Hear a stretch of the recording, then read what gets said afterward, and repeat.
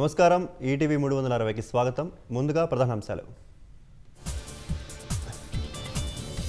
Phone tapping కేసులో విచారణకు హాజరైన మహేష్ కుమార్ గౌడ్ ఏసీపీ ఎదుట సాక్షిగా వాంగ్మూలం.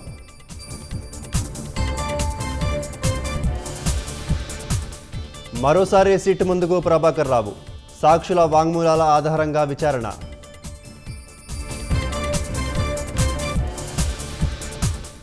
గోదావరి నుంచి ఇతర రివర్ బేసిన్లకు నీటిని తరలించే హక్కు ఉందన్న ఏపీ. ఈ మేరకు పోలవరం బనకచర్ల చేపడుతున్నట్లు వెల్లడి. కెనడాలో ప్రధానికి ఘన స్వాగతం. G7 దేశాధినేతలతో సమావేశం కానున్న మోదీ.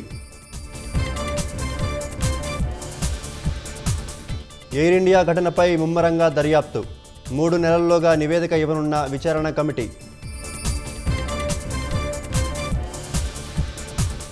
ఇజ్రాయెల్కు ఆత్మరక్షణ హక్కు ఉందన్న G7 దేశాలు.